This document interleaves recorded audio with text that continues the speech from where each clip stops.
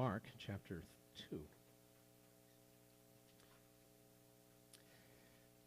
Jesus was going out again by the seashore, and the multitudes were coming by him, and he was teaching them.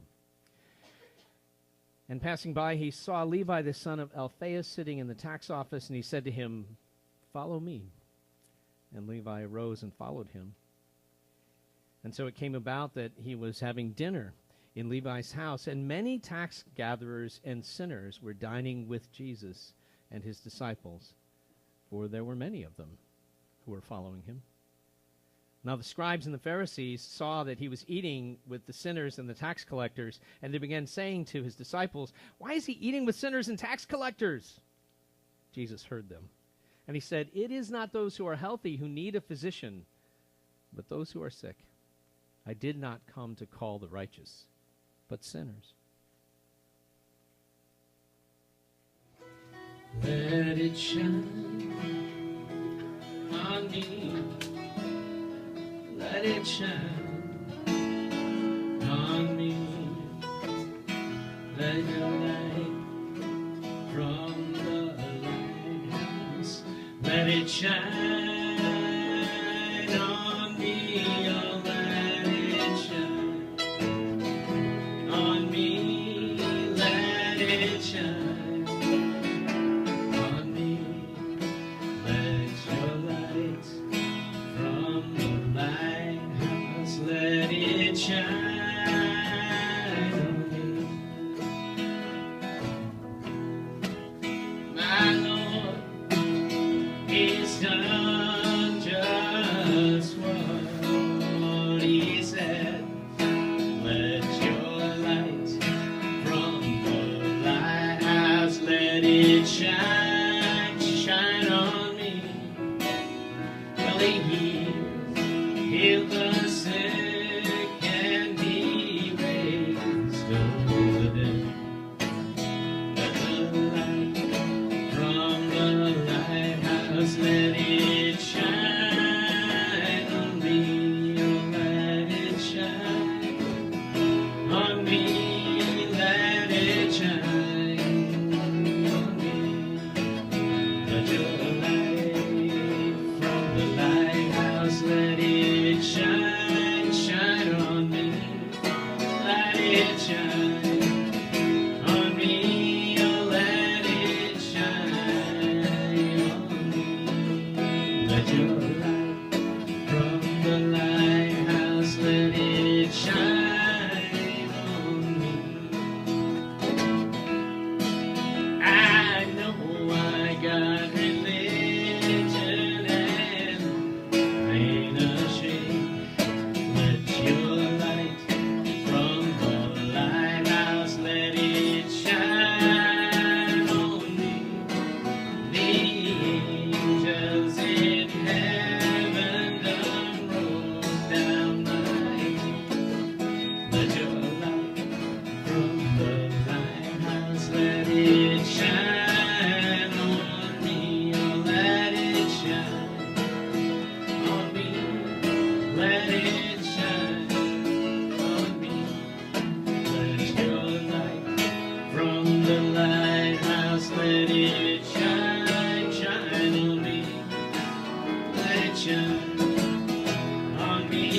Oh, let it shine on me. Let your light from the lighthouse, let it shine on me.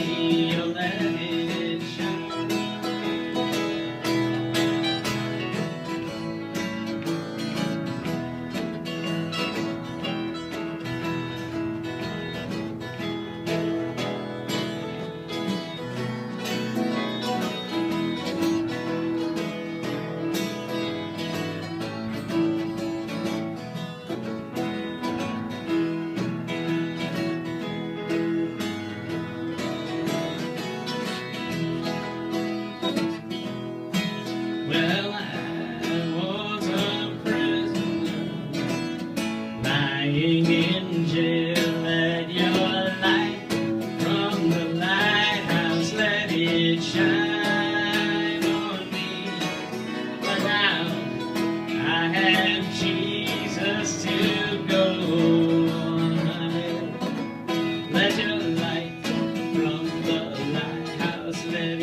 it shine on me, let it shine.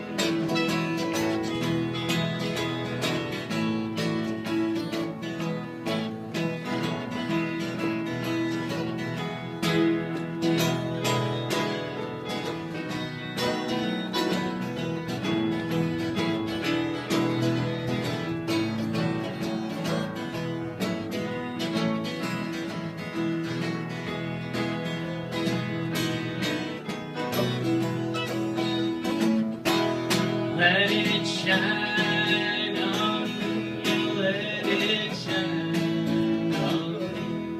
Let your light from the lighthouse, let it shine on me, let it shine on me, let it shine on me. Let your light from the lighthouse, let it shine on me. Let your light from the lighthouse, let it shine, oh, let it shine, shine on me.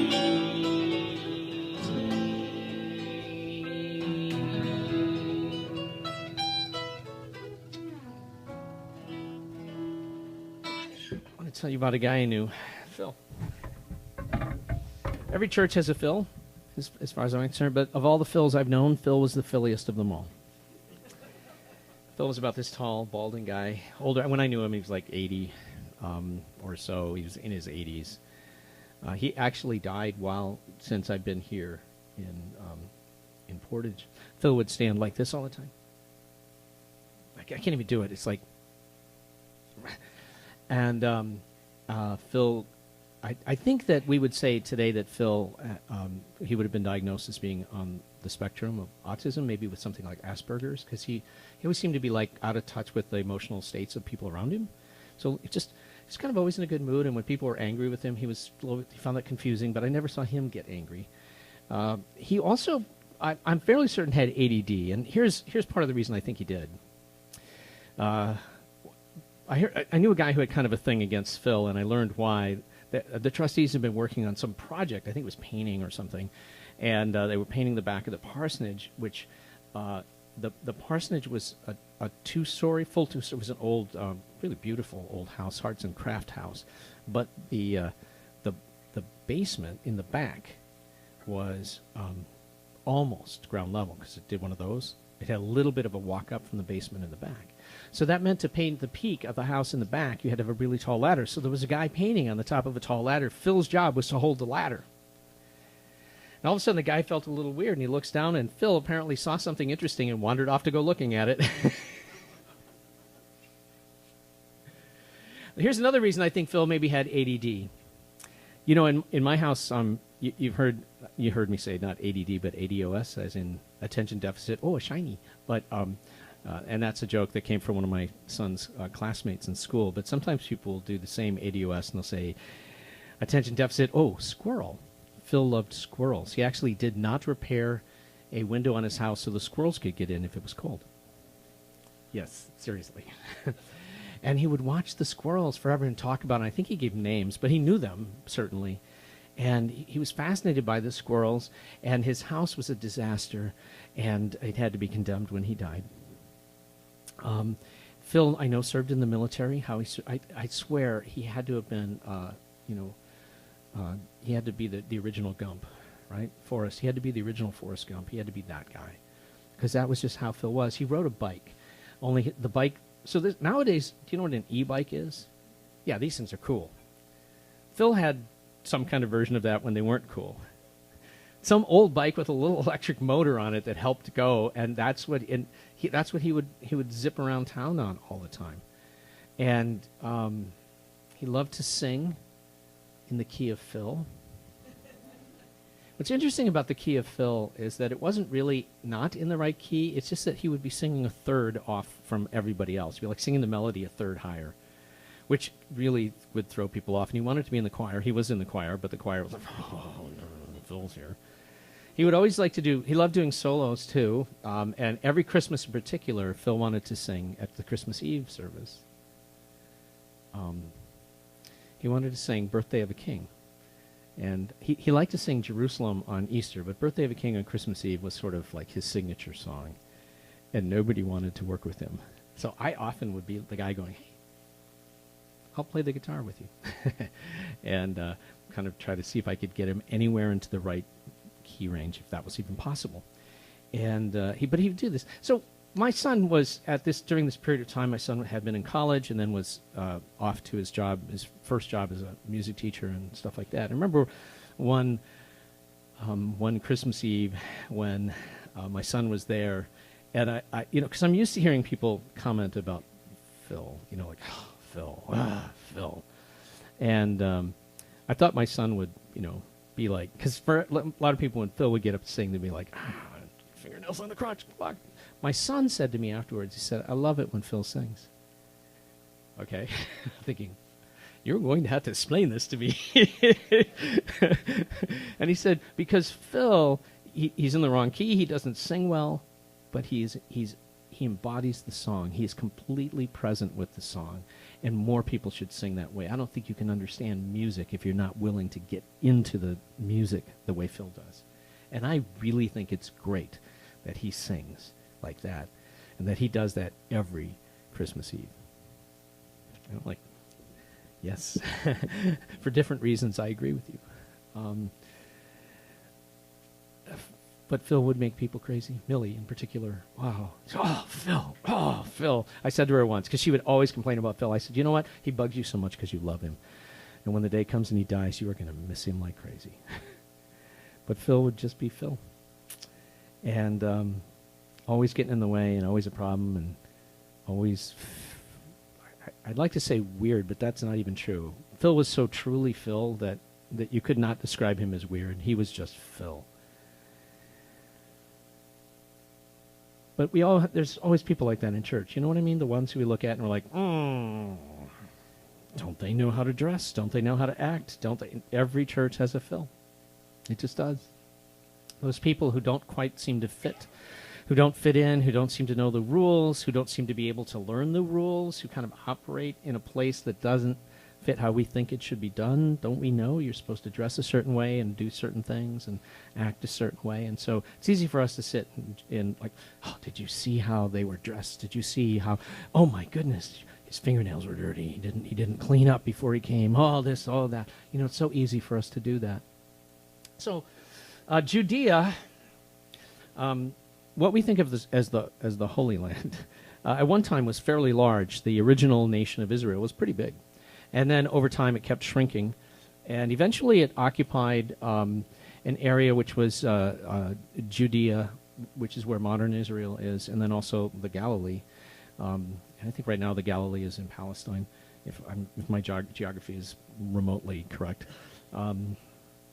Geography, not my strong suit. I should just let you know that. It was much smaller than the original, but it was still, it was still technically a kingdom. It hadn't for centuries been an independent nation. It had always been a nation. It had a king, but it was always like a vassal state of some empire.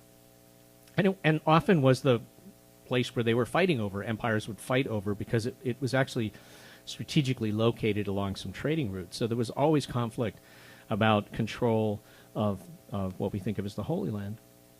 When the Roman Empire had taken over, they had one of the political mucky-mucks in, not a very well-liked mucky-muck, by the way, in the Judean political community, a guy who came from the wrong family, who had no really good legitimate claim to kingship, not really, just by some kind of wild invention of genealogy. They sort of came up with an excuse why he was a descendant somehow of David, but not really. This guy's name was Herod. We know him as Herod the Great, and he got the job because he somehow curried favor with Caesar, Julius Caesar, and Julius Caesar arranged for him to have the job. So he was the king of Israel. He tried to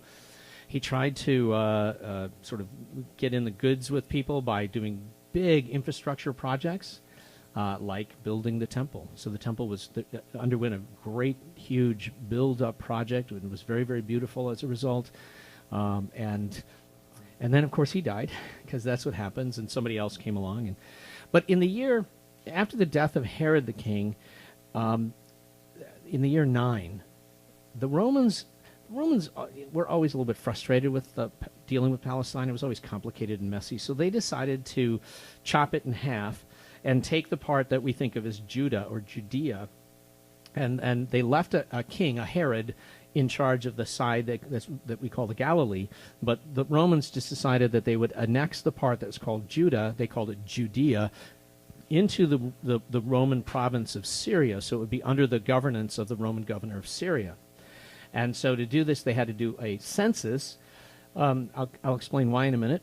They did a census, and that census and that loss of at least the illusion of sovereignty sparked the beginning of what we think of as the Jewish revolt. It starts out with the formation of the group that in the Bible are referred to as the Zealots. The Roman called them the Sicarii, the slashers, and we could today refer to them as Zionists. That would be a really politically accurate term, the Zionists, who desired to see a reestablished political nation. Or we might call them Al-Qaeda, because they were kind of that. They were the ones who were the terrorists and who were fighting against the occupying forces of Rome. That census creates the need, in particular, to set up a system of tax collecting. Now, there's always taxes, so regardless. But now that they were a Roman province, the tax collecting was handled according to the custom of Roman provinces, and it went like this. They would do a census to figure out how many people were there, and census included not just people but property and stuff like that. And then they would determine on the basis of that how much money they expected to get out of that place. And then they would say to people who lived there, locals, they would say, hey, you pay us this amount of money, and then you can go collect what you paid us plus a fee of this much more that will be your profit. Now, this is kind of a smart system in a way, because the Romans get their money up front. And now the tax collector is out that amount of money, and so they're highly motivated to get their money back. So they're not going to slip up on the job or go, I'm too tired to go and collect taxes. They're going to be all over that. And the Romans gave them some legal authority to arrest people and throw them in jail and stuff like that. But basically the Romans didn't care too much to supervise them, because once the Romans had their money, it's like, well, we got our money. And so you can see how this is rife for abuse. And they worked for the Romans, so they were considered traitors. I do need you to get that. These guys are considered traitors, collaborators with Rome. Jesus, I just want to point out to you that, in the story you hear Jesus calling Levi as a disciple. He's calling a tax collector. We also know Levi as Matthew. He's calling Levi as a disciple. And one of the other disciples that we know about is a guy named Simon. He's known as Simon the Zealot. So how can you have a Zionist and a collaborator in the same group together? But that's really what you end up with. Isn't that interesting? I don't know how Jesus held those two guys together. I'm sure they always sat on opposite sides of the table, as far apart as they could. Once Levi has become a follower of Jesus, after Jesus calls him, he does, of course, what you do. He invites Jesus over for dinner. The text specifies they're reclining at table, which means it's kind of a formal affair. It's a big deal dinner. It's not a casual dinner. And Jesus is the guest of honor, and there are all these tax collectors there and the people who are willing to hang out with tax collectors. It's a good party, though, because, he's a tax collector. He's got some bucks, And the Pharisees see this, and they are just so, look at those people who are following Jesus. Look at the kind of people are following Jesus. I mean, tax collectors, sinners. What kind of people are following Jesus? That's terrible. How doesn't he know better? He should not hang out with those people. To which Jesus says, I did not come to call the righteous. I came to call the broken, the wounded, the sinners, because it is not the healthy who need the doctor. It's the sick.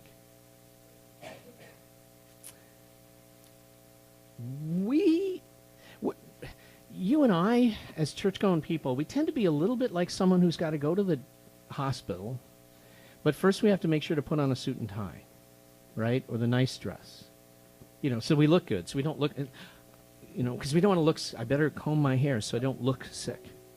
That's how we are, right? We come to church and we put on, it used to be that we literally put on our, what we call your Sunday best or your Sunday go-to-meeting clothes. This was like the good clothes that you only pulled out for special events, but you wore it Sunday. So everyone on Sunday had to dress a certain way. That was a long time ago. It was my day. I remember how shocking it was the first time people started wearing blue jeans to church. Oh, my goodness, right?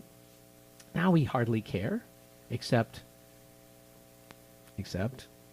trust me, if somebody came dressed too wrongly, if somebody walks in here once with lots of piercings and, like all that stuff, we'd be like, spikes, a spiked collar.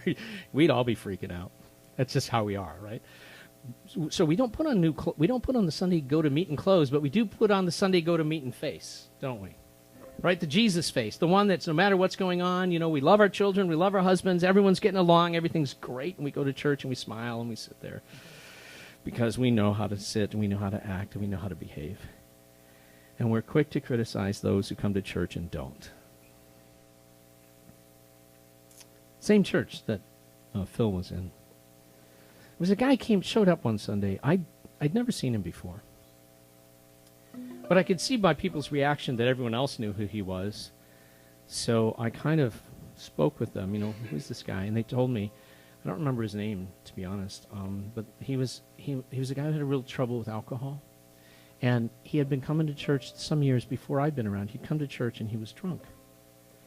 And he'd caused a scene, and so the ushers had to toss him out of church because he was making trouble in church. Now, he was drunk that day, but he didn't make any trouble. But everyone was very concerned that he would be coming to church like it was before, drunk and making trouble. And so that week I went to see him. I visited with him.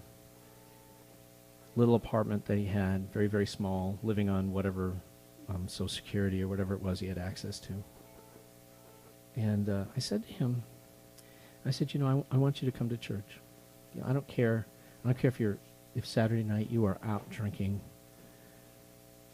and you wake up Sunday morning with a hangover like crazy. I want you to come to church. I said, but if you wake up Sunday morning and you start drinking, you shouldn't come to church. Don't come to church drunk, I said. I want you to come to church. It's okay with me if after church you start drinking. Just don't come to church drunk, okay? He never came to church again. And I've always wondered since then, it's always bothered me, if I did the right thing. Because Jesus came to call not the righteous, but the sinners, not the healthy, but the broken. Can you find the prayer of response? It's printed in the bulletin. Let's pray that together.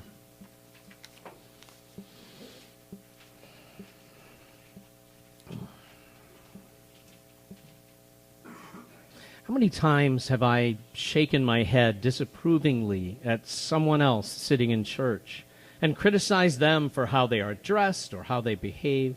How many times have I felt that someone else should learn to be more proper before coming back?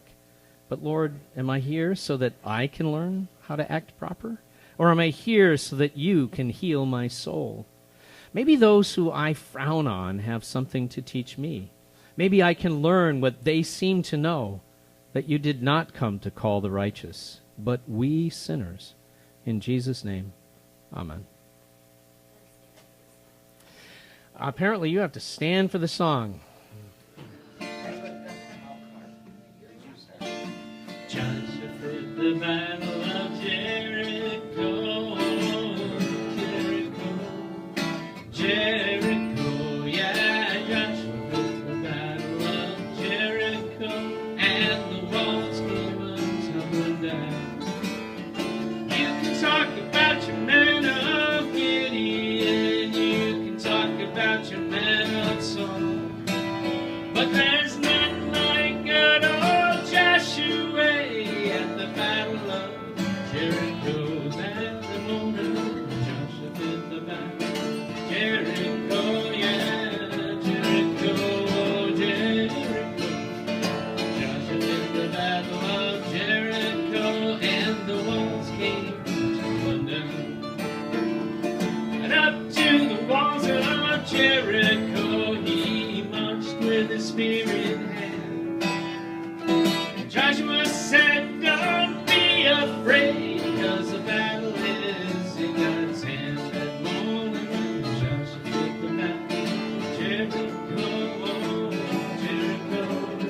Jericho, Joshua hit the battle of Jericho, and the walls came tumbling down.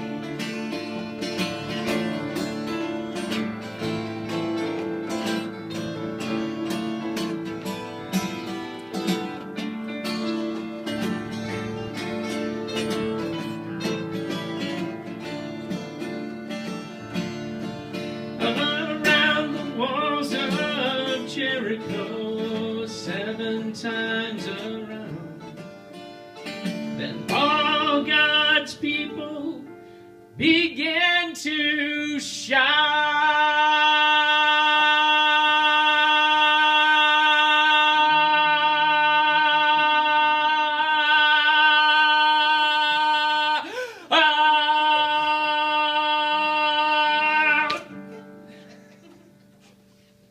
And the walls came a-tumbling down. And the morning Joshua hit the battle of Jericho, Jericho, Jericho. And Joshua hit the battle of Jericho, and the walls came tumbling down that morning.